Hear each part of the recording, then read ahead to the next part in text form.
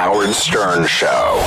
I was surprised to read that you had a long-time relationship with Gilda Radnor. A couple of years, yeah. A couple of years. You dated. Yeah. And I thought it was kind of strange that even after you broke up and you'd met your wife, she was then your girlfriend, you would still sleep with Gilda, not sexually. You would not have intercourse with her. Okay, only but once. You went over to her apartment and you slept with her. I stayed with her for a week. You stayed with her a week in the same bed and you slept together. You didn't have sex. No, not every night we're in the same bed. How many nights did you spend in that bed? I don't know, maybe 1.5. Was Gilda a great love of your life? Yes, she was. Yes. And Gilda, did you meet Gilda? Yeah, I met her once. It was not a good circumstance. Oh. I was at NBC Radio and I interviewed her for a few minutes. I don't know what was going on, but she was very upset and crying a lot.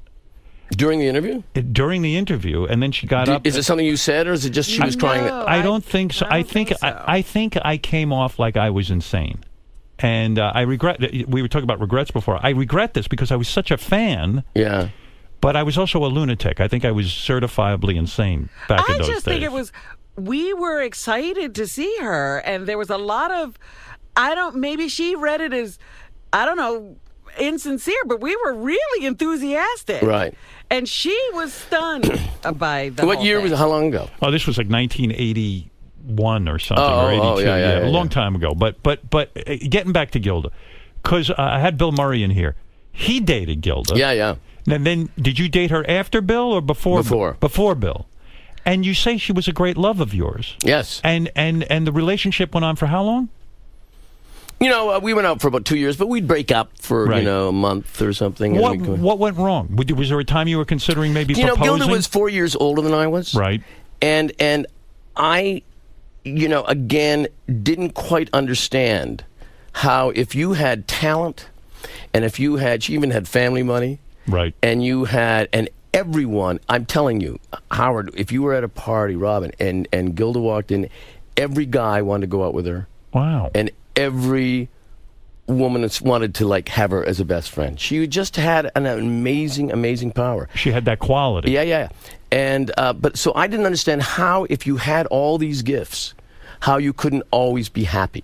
Right. And she wasn't always happy. Right. And so that caused a lot of stuff. And also, my parents had just died from illness. Right. So I'd just been through this stuff where I'd seen my mother, this happy woman, struggling to be happy and live, and I thought, she didn't get the break. Gilda, you have this, but it was because I didn't understand that you could have all these things. So would you say to Gilda, how can you be depressed today? Because I'm assuming you're saying you'd wake up in the morning and she'd be bummed out about life and complaining. Well, it was just she would go through stuff. It wasn't always. Listen, like anyone else. The perception is that she wasn't always depressed. And so would you lecture her and say, Gilda, my mother's ill. She wants to live. She's ill. There's a terrible thing. And look at you. You've got everything in life. Yeah. So she'd probably get pissed off at you for not understanding her. Yeah. And you're pissed off because you're like, you have everything and you're pissing it away in a sense. But I'm telling you, it's because she was 26 and I was 22.